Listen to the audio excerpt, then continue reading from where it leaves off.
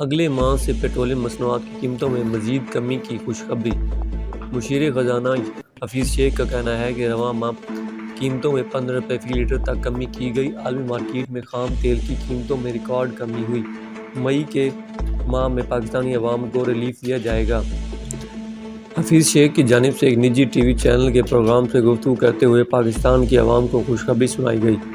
حفیظ شیخ کا کہنا ہے کہ اگلے ماہ بھی پیٹرولیم مصنوعات کی قیمتوں میں مزید کمی کی خوشخبری سنائی جائے گی۔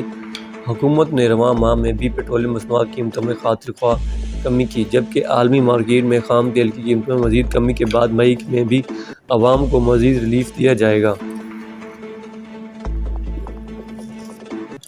خوشخبری یہ ہے کہ یکم مئی سے پیٹرولیم مصنوعات کی قیمتوں میں مزید کمی کریں گے۔